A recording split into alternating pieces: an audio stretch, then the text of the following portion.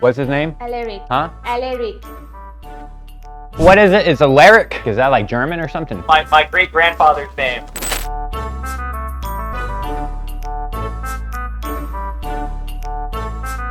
Hello everyone and welcome to another episode of the Millionaire Insiders Show, where we sit down with other successful entrepreneurs and business owners to learn more about their story, their journey, their challenges, and how they have generated over $1 million in sales revenue in their business. I'm very excited to have Aleric Heck on the show, who is It's Aleric. Aleric, Aleric, who is a CEO and founder of Ad Outreach and also a Tacoma Club ex-waiter. And he has helped countless entrepreneurs and business owners to scale past 6, 7, 8 figures using his YouTube ad framework. As because Aleric has achieved so much success, I'm guessing or I'm suspecting he must be he's either genius or a sorcerer, or maybe both. And that's what we are gonna learn more about from Aleric today, his secrets and how... Aleric, yes, Aleric.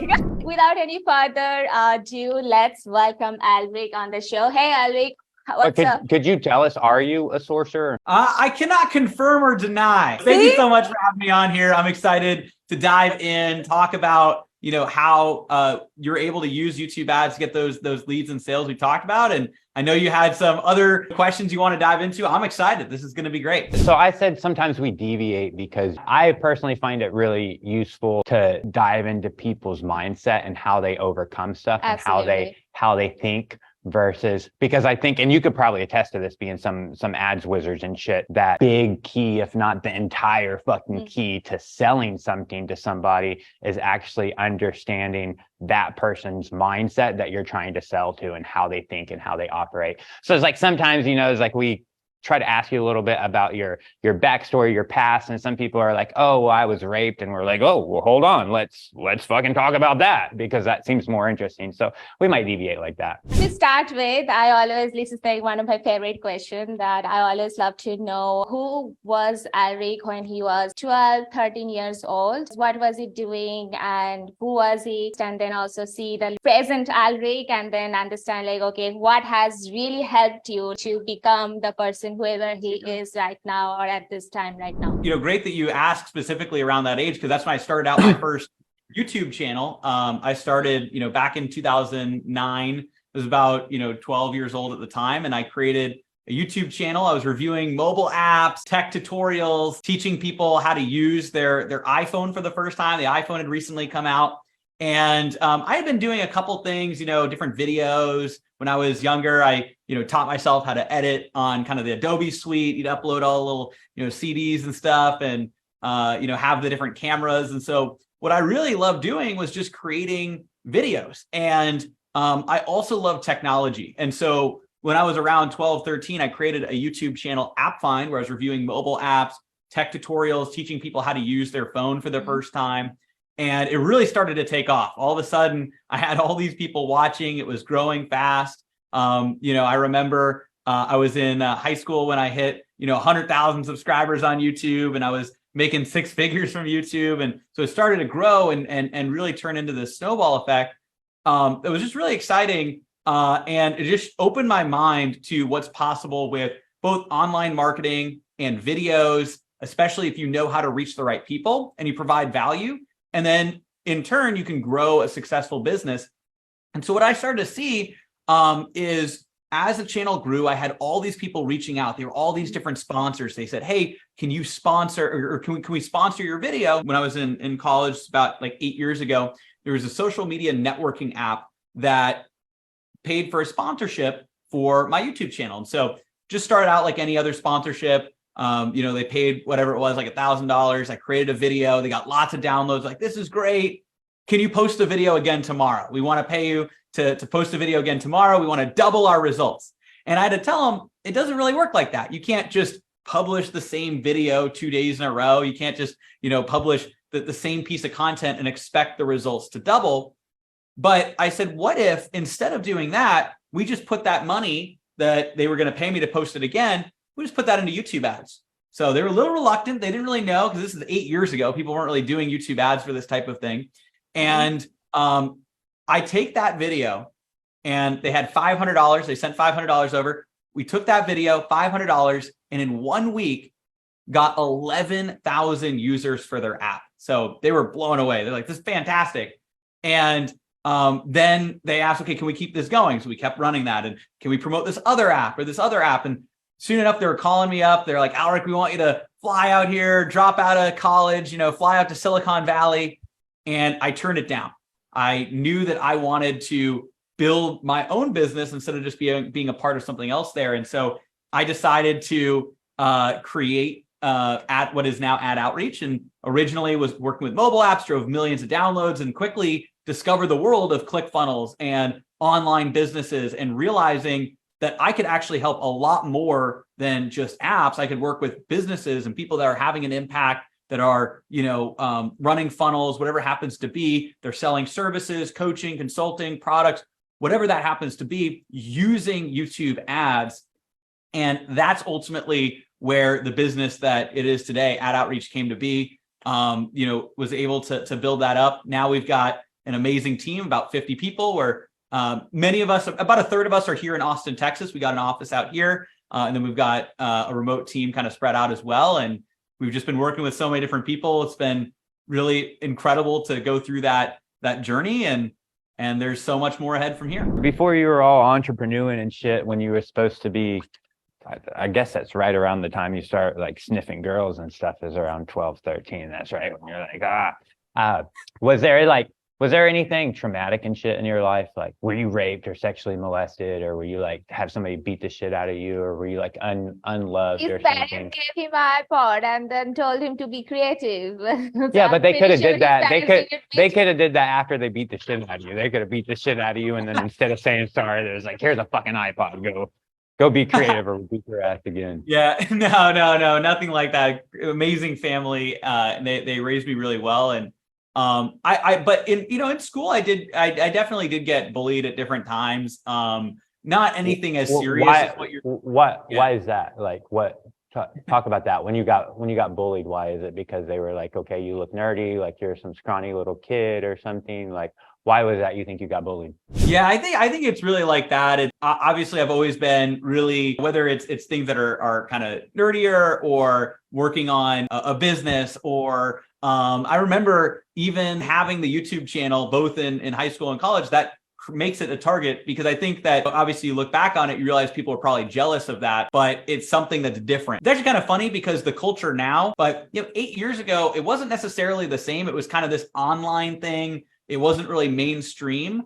And I do think that did lend itself to people not understanding as much. I also think that we've really come into more of almost like a renaissance of online businesses. People like actually understand it's so amazing to have an online business, or maybe it's just the communities that I'm in. But I think at the time it was different. And I think people had a little bit of jealousy. It was a different thing. It was, seen as like a little bit of a nerdier thing. And I remember even in college, like keeping to myself. I was the one in my dorm room until 3 a.m. working while others were out like partying and things like that. And I think that people didn't understand. And I think that that's where some of those types of things come from. But it was never, very like extreme, if that makes sense. It was just more that consistently I had people who, either would, not associate or make fun of me, or, not believe in what I was doing. And I think that just creates more fuel for the fire to really build something amazing. And also, surround myself with people that do support what, I've built and what I'm building in the future. Did you drop out of college or? No, so I actually did not. And that's an interesting thing, because I had my business. I actually had two businesses. My YouTube channel still, runs to this day. I've got a small team that manages that.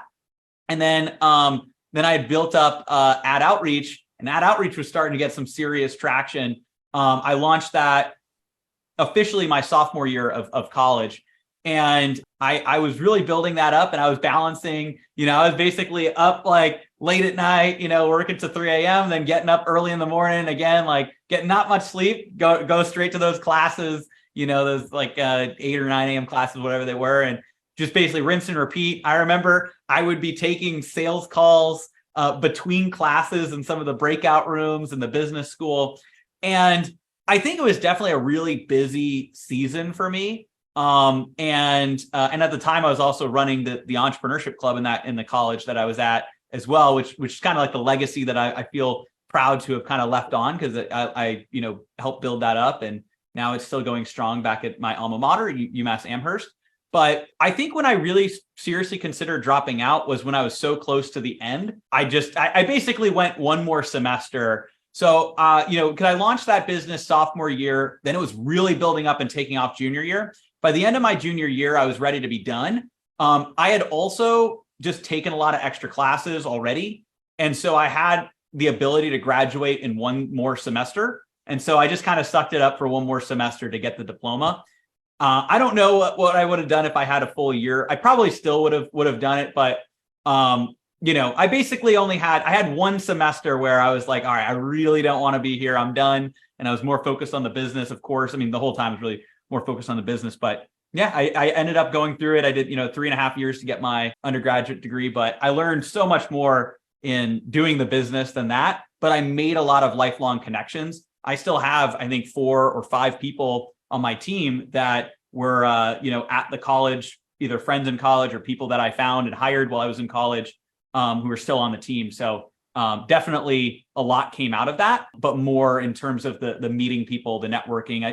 Similar to, I think, a lot of people as they talk about the college experience. During college, mostly people actually, get drunk, go to parties, get girls, get laid. You were mostly building your business. You were mostly working long hours. What really, I believe, that has helped you to reach where you are right now. Exactly. I've always known that I wanted to build something, great. And we were talking earlier about, I know we were talking about, my name, and kind of the origin of that is ruler of all, right? And so it's a tall name to kind of live up to, but, in German, and it was my great grandfather's name, but I've always known that I really wanted to build something massive and create a massive impact. And you talked about the ripple effect of impact, right? So as I go out and am able to help other people, and especially if they have businesses too, because one of the benefits that I love is I work with businesses. They're looking to grow on YouTube, run their YouTube ads. And so if I'm able to go and help them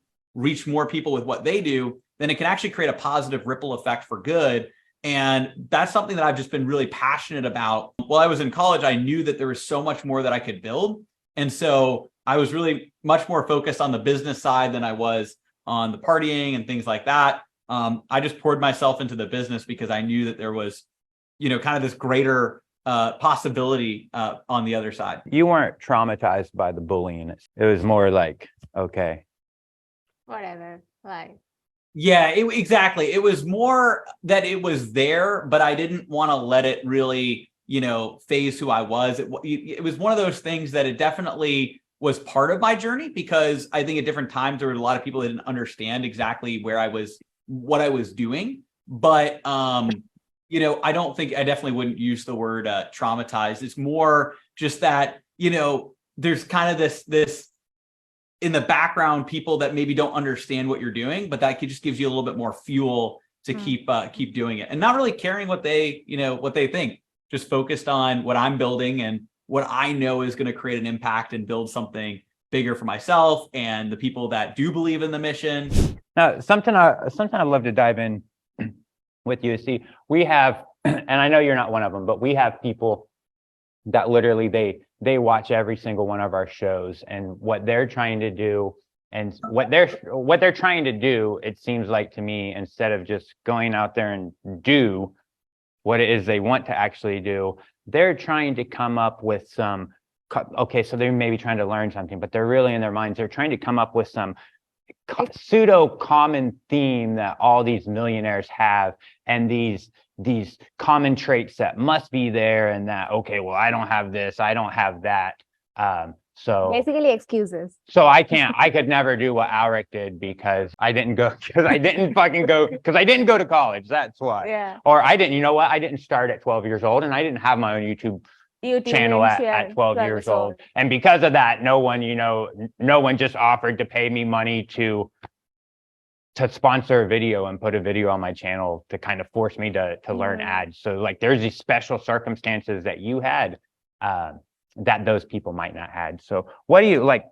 And so the reason I'm saying that is because since you haven't watched all our shows and you're not one of those people, what would you say if you had to say, okay, hey, here's the common traits that every single millionaire is going to have. And if you don't have these, then you're not going to make it. So you better go acquire them. Yeah, it's honestly a really great question. And I think that the big thing that I would say is that there's all kinds of different traits. There's different people who are millionaires and are successful and are doing incredible things. And they have different backstories. They have different times when they started. They have different journeys. And I think that you need to look at what are the actual strengths of your journey. If you're watching this or listening to this and you're not where you want to be right now, look at what can you use to fuel you. And it might be like what was talked about earlier. It might be maybe there's a trauma or something that happened to you. Maybe it's that desire or knowing that you are destined for so much more. Maybe it's going through and maybe you're in the 9-to-5 now and you know that there's something more that you can do here. And that's a part of your story. What are some of the skills that you've picked up along the way? What are the things that you've noticed? What are you passionate about? Really start asking yourself, how can you take what your story is and turn it into your millionaire story? Because here's the thing, put yourself in the picture, however long it is from now. I don't want to put a time on it, but let's say 1, 2, 3 years, whatever it is, right? It might be longer, it might be shorter, but let's say that you're now on the Millionaire Insiders podcast. You're getting interviewed on your story. Well, guess what's a part of your story? Everything that led up to this point right now. So think about what about that piece of where you're at right now can actually help you get where you're going. And I think that in of itself is really going to help you be able to see how you can have that success. Because the thing is, when I was, even as I had my YouTube channel, I had these different things, or before I had that, I didn't know, exactly where I was going to be in the future, but I was shaping my story at that point. You're in the same position right now, whether you know it or not. You're shaping your story that can be told on a podcast like this. And so what I would encourage you to do is look at what those traits are, the things that have gotten you here. Even if here is not anywhere near where you want to go, what would you talk about if you were interviewed a year from now, 2 years from now, about your millionaire story, and use that to fuel you? The other aspect too is I do think one common trait that everybody has is that they took the leap, they put in the work, and they went for it, right? And we're not afraid to fail, right? And so I think that there's things you got to look at where sometimes people get nervous or they don't know if they have the right thing. Go out and start going in that direction. It's better to take multiple steps and realize, hey, maybe I need to change the direction than it is to take no steps at all. And one thing that I keep that's really true to my mindset, and I see a lot of millionaires have this, is what I actually call it the entrepreneur's mindset, right? Where you see everything you do as either a win, something that goes well that you can build on, or a learning lesson, right? So instead of thinking about it as a failure, let's say something doesn't go your way, you can see it as a learning lesson that you can also build on. And by that way, if you have that entrepreneurial spirit, you can always grow. Whether things go your way or they don't go your way, you're always building. And you're getting 1% better each day at everything that you're doing. And that will compound massively and allow you to see that growth that you're looking for. So I would really encourage you to look at your existing journey as your millionaire journey, right? Because you put yourself in the future, you'll be telling even everything that happened up until this point as part of your journey. And then the second thing is just go out. I know it's so cliche, but get started and don't be afraid to make mistakes, because those are things you can learn from. And then the things that work, you can double down on that. And it's just going to lift you up higher and higher. But you have to take actions to create that feedback loop. You have a story, right? And most of the other people, they feel like, oh, I don't have anything to share. So that's the first mindset change. Hey, everyone has a unique story. You can only tell your story in your own voice and in your own vibe, right? And so document that, tell that story, and then take action towards the things that you actually want to do, even if you fail, and just keep learning from the failure and then keep going and keep taking action. And then those are the steps that you just have shared with all of us, right? This mindset, it is super cliche, but it is actually, Yes. I think, the determining factor of any type of success or even any type of insuccess, and the ability to deal with that and convert it into success. I think that's what people say when they're talking about entrepreneur spirit. It's just this mindset. Right. Do you think you were born with this? That's a great question. And I think for me, I think it's actually a little bit of both. And but I've seen entrepreneurs that are on both sides of this. I've seen some that, have just naturally had this. And I also have seen others that have cultivated and developed it, even if maybe they didn't have it already. And so I think that it is something that can be cultivated. I think for me, it is more on the side of having this for a long time. Like I just was always the person that, would try new things and either see success, or if not, I'd pick myself back up and say, all right, we're doing it again, but doing it differently, right? That's the other mistake that people make, is you have to learn from things that work and things that don't work. Right? You can't just keep doing the same thing over and over and over again, expecting a different result. You need to actually learn from what works and what doesn't work, and then build on that too. So that's one other, key element that I want to mention too. But I feel like I've naturally had that tendency. So to describe that, although I have seen it be cultivated in people. And that's why one of the first things, even people come in to learn our YouTube ads, trainings and strategy, I have a section, inside some of our content that talks about how to cultivate this mindset. And I have seen people be able to cultivate this mindset, even if they didn't already have it.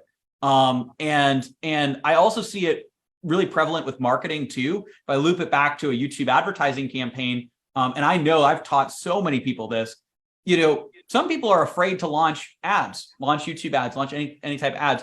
And why is that? Well, because they're afraid that they might not work. But here's the thing, you got to go in with the mindset that that's not going to happen. They are going to work eventually as you dial things in. Now, it might happen day one. It might happen in a few weeks or a month. It's going to depend on the person, and also that you're following the right strategy. So obviously, one of the reasons people hire us is to, kind of fast track that. But when you launch a campaign, you're doing a series of tests. You're, throwing these darts at the dartboard, and you know where to go, but they might not land a bullseye every single time. But what you're learning is what works. Okay, this speed, this trajectory to throw the dart, that hits a bullseye. Let's keep doing that. Let's keep running that ad campaign. And then maybe there's one that doesn't really work. It lands on the outer rim, or maybe it misses the board. And then you learn from that too. You can remove that campaign. You say, oh, what parts of that campaign didn't work? What parts of this one that performed worked? How can I double down on what works, remove what doesn't, and keep focusing on what does? And that's also prevalent in marketing. And I have taught even people that aren't entrepreneurs, people that are marketers or media buyers, I've taught a lot of people these concepts. So I know it can be taught. I think the trick though is in entrepreneurship, there's a lot more on the line than it is if you're just doing the marketing campaigns, right? And so I think that what I have had is I've been tested at certain periods of time. Maybe when things get a little bit harder, everybody faces that. And I think the thing is, probably on a show like this, my guess is you have people on here that do talk about, the challenges, but a lot of other shows, a lot of other podcasts, they only talk about the positives, right? But there are ups and downs in the world of entrepreneurship. And no matter how high the highs are, there's also lows as well. And I think that what this really shows is when you're in a time of facing challenge, whatever that may be, that as an entrepreneur, you say, okay, I learned from that, and I'm going to grow and I'm going to improve. And I'm now going to build even better my foundations to now get to this next level. Because in reality, there's always going to be challenges that you face. Every single business will face challenges. You might have a longer stretch of time between challenges, right? Depending on how fast you grow, different factors. But, if there weren't challenges, then everybody's business would be, already like, billions of dollars, right? There's always a level that you hit. There's new challenges you need to solve. And it's how you deal with those challenges that will help you unlock that next level and grow from there. And I think that's the big key to really think about. So I know what you're talking about is this natural or is it learned? For me, I think it is mostly natural, but I've had to also learn and remind myself to keep this mentality when things get, a little tougher at different points. Like when I was talking about in college, there were definitely times I was like, oh my gosh, I'm doing so much. And, you know, the YouTube channel had a lot of traction. And obviously now ad outreach has a lot of traction. But there was a period of time when I was balancing my YouTube channel and ad outreach, which took some time to get traction. And then also my schoolwork, where it felt like there was a lot going on, but I knew if I kept pushing at it, that there was so much more on the other side. So you have to remind yourself those lessons. And I think that's the key. But I think even if this isn't the mindset you have, I would challenge that, because odds are in some area of your life, you're already applying this, right? You might not even know it. But think about, you know, when you learn to ride a bike, right? If you learn to ride a bike, you didn't just necessarily give up, right? Maybe it didn't work a couple times, then eventually you figured it out and you kept going. So now what if you could apply that same principle, right? No matter how many times you fell over, you kept trying at it because you knew the outcome was you're going to ride the bike. Imagine if you take that exact same principle and you apply it to running your $1 million business. You know you're going to run $1 million business. It doesn't matter how many times you fall, you're getting back up on that bike. You're going to learn. You're going to do a little bit differently. You don't want to do the same thing that made you fall, but you're going to learn. And then you're going to then get better and better at riding that bike to that finish line that you're looking to achieve. Yeah, and just look at the times that you fall as like, these are check marks. Like there's only so many of them before you're riding the bike. So like, instead of looking at them from some scared perspective, I might fall. From here to me riding a bike, there's 17 falls. So the faster I go get those 17 falls, the faster I get to actually riding the bike. So you should be like excited for them. Like, yeah. I'm falling again. Every time so I didn't actually know how to ride a bike, and it's how to ride a bike, how to swim, how to make a sandwich. Lots of things she didn't come pre-installed with knowing. Especially in India, it's very uncommon for a girl to ride a bike. So when I met him and I started like learning, I'm like, hey, because I always wanted to ride bikes. But she's talking about a motorcycle, by the way, and not like a bicycle. She's talking about a motorcycle. Sorry. Okay, so when I started riding, I was like, okay, going and balancing, trying to balance, and then I fell. Even I fell. He was on my back, and I just fell and like completely skipped over and I fell. And so what? Like I learned something, right? That, okay, I did take a turn like this, which I could have turned like this so that I wouldn't fall. Yeah, so like I wouldn't fall. Now I know what caused the failure. So next time when I took the U-turn, I didn't actually go in that route. I took that different route. So that's exactly completely relatable. You have some free lead magnet that you use to give people value and like collect leads and stuff? Yeah, absolutely. So honestly, the best one that I would recommend is we actually have a 19-page PDF that covers our entire $200 million YouTube ad strategy, breaks it down kind of step by step, and dives into exactly how it works. There's also a video training as well, when you get that. And we just want to help people know how to use YouTube ads to get more consistent leads and sales. I'm happy to share that with everybody as well. And, happy to also share some details around some of my recommendations. Yes. I know, we went a little bit longer on this first time, but I actually love diving into some of the mindset and stuff. But if you want, I can share a few key principles, and I'm also happy to share the PDF as well. When do we start running ads? Like at what point in our business should we be when we start running ads? It's a great question. And what I would say to that is it's once you have an offer that people need, is validated in some way, and then you're going to be able to start running ads if that's the direction that you want to go from there. Here's what I would say. There's some people that say, okay, you need to create an offer, and then you need to sell on organic for this much and do this and do that. I don't think you necessarily need to do all of that organic sales, but you do need to have an offer that you've at least sold a few times to people, whether it's a product, service, coaching, consulting, info product, whatever it happens to be. I would go to your warm network first and look and see if you're able to actually get those first few buyers that come in, that you can validate that this is a real offer before you start running ads.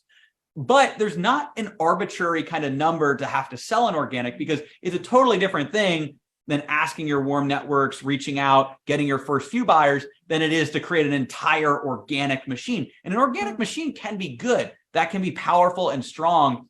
And it's also a marketing strategy. So I don't think you need to wait to have a full organic strategy in place to start running ads. But what you do need to do is you want to make sure that you have an offer that people want, people have given their credit card or their money for it. You know that it works.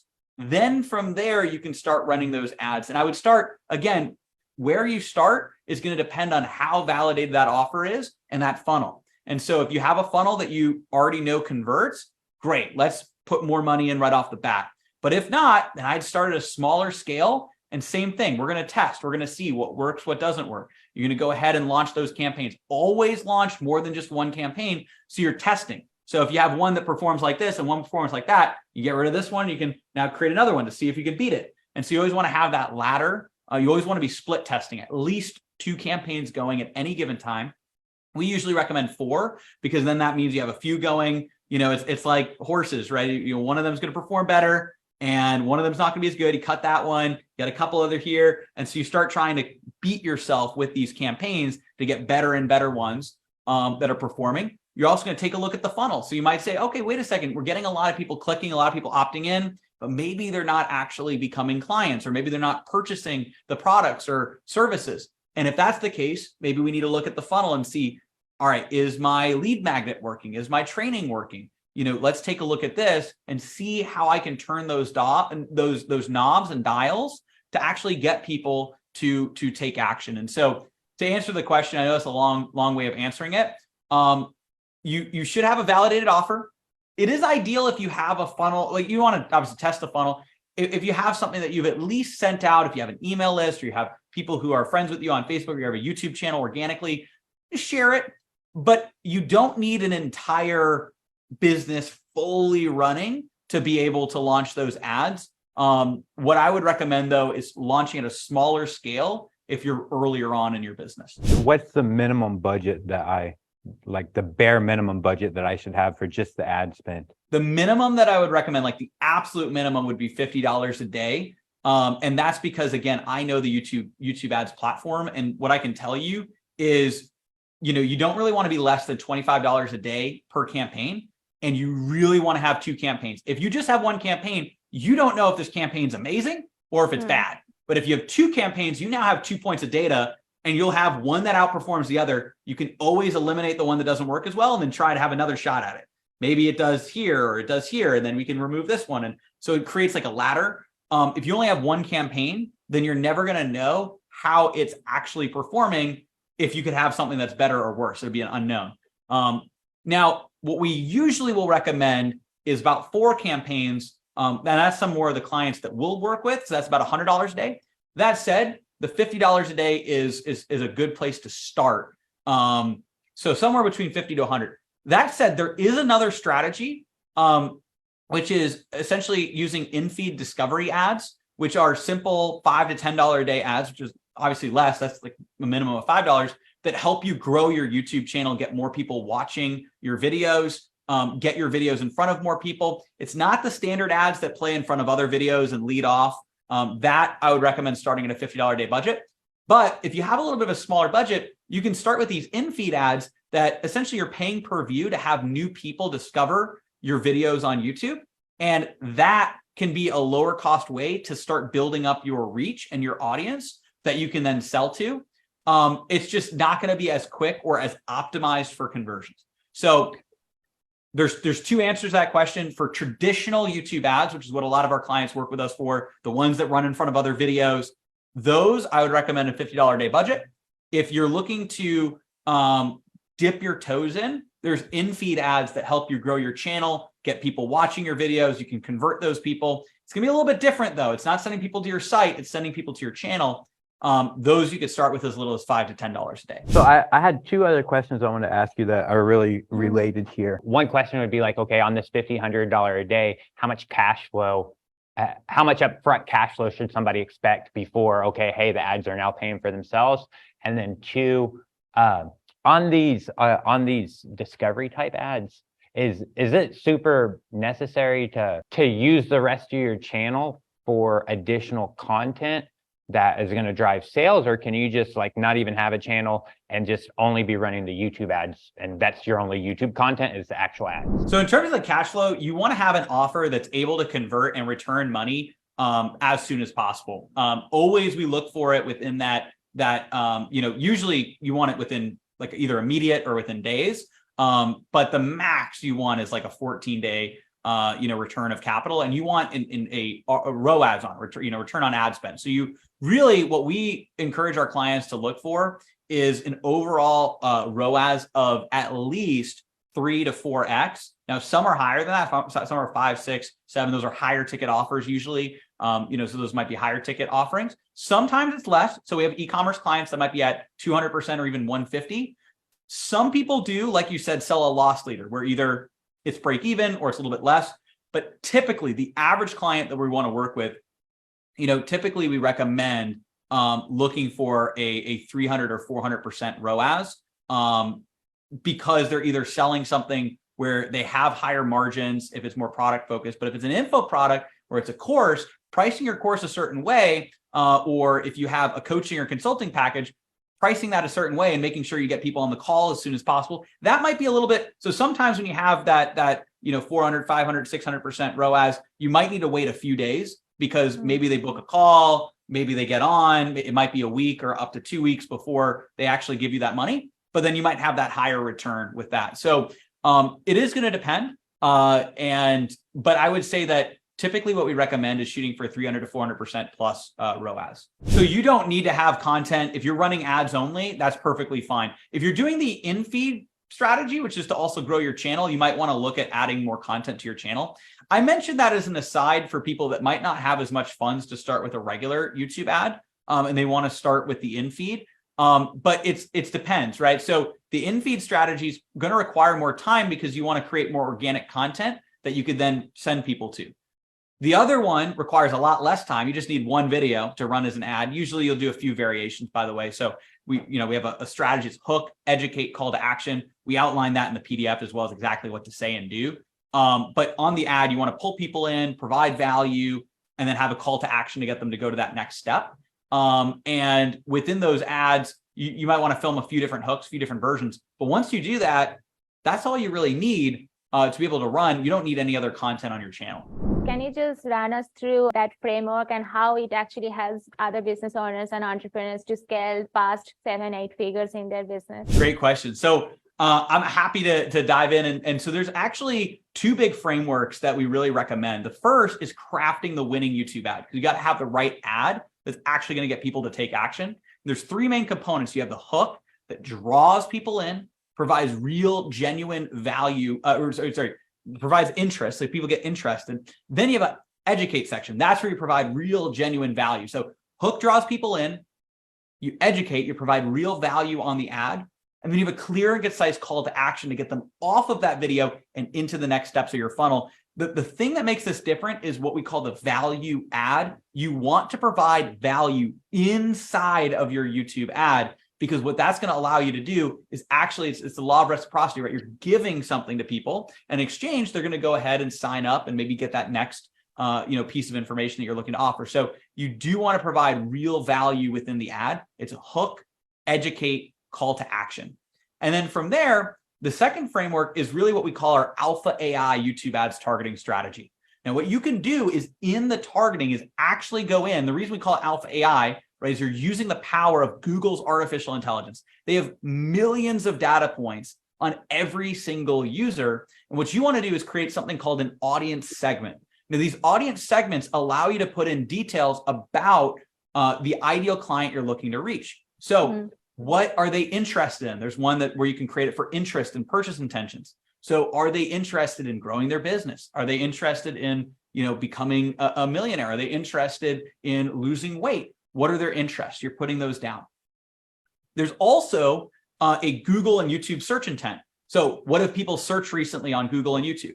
Maybe how to build a funnel on ClickFunnels, maybe how to run YouTube ads or how to lose weight or whatever it happens to be. They're looking that up, and you can target people based on what they're actually searching.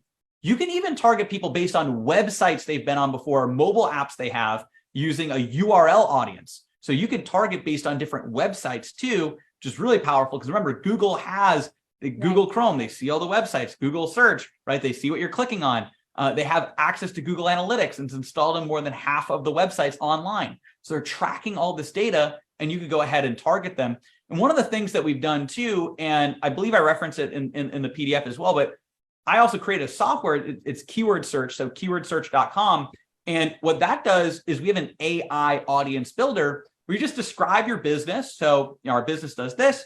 You click a button and it'll just give you all of the different audiences that you should target on YouTube and Google. And you just click the ones that you want, and then you could sync them directly to Google as well. And that's something that like our clients have been using for a long time. It's something that I'm really excited, to have as a software. And it really just shows that AI is a big element to advertising. And I'm sure you've probably had people talk about ChatGPT, some of these different things. Google has a whole artificial intelligence that allows you to target the right people, but you have to know what data to give it. And that's exactly what we like to help people out with as well. And, people get the PDF, you can get, 5 days free on that software as well to do as many, kind of searches as you want. These YouTube story ads, like the sequence ads. Yes. I was thinking about doing like a 5-minute video, but then breaking it up 10 to 13 second non-skippable ads, just breaking that 5-minute video up like that, and then forcing people to watch it through that sequence. Do you think that's like a horrible ideal or not a horrible ideal? So I'm not a marketer. So I would recommend it that way. And the reason for that is you want to provide the value in one particular ad. You're going to be overpaying for that. It also will be a little disjointed of when people see things. That's more of a branding campaign.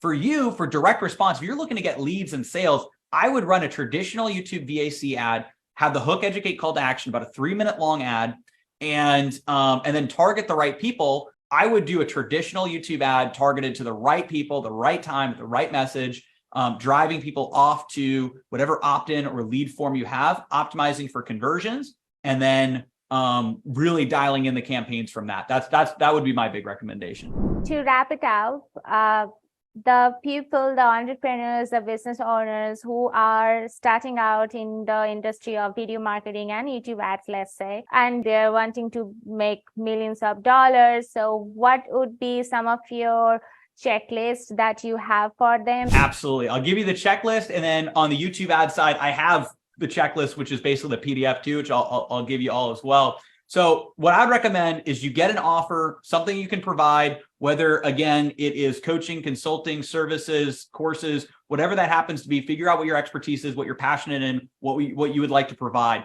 And so once you have that, validate that with your warm network, people you already know. Everybody already knows different people, whether it's in person or it's online. Go and validate that, get feedback, reach out to your ideal clients, and sell at least a couple of those or a few of those, right? Just the old fashioned way, reaching out to people, posting it on social. Then from there, you actually can start running those ads. And I would start at that 50. So now you've sold a few of these, right? Now you have the funds for those initial ads. You would do that $25 a day campaigns, 2 campaigns, following the exact process and structure that I'll share, and then scale those up over time. And as you see the return on ad spend, so dollar goes in, a certain amount comes out, let's say it's $3 or $4, you then reinvest back $1 back into that, maybe even 2 if you want to, hyper scale, right? Scale a little bit faster. You put more money back into the machine, you take some out, maybe there's things you have to buy, cost of goods sold, or, team members you hire, and you just keep creating that flywheel that allows you to grow. And that, again, is it's a simplistic way of looking at it.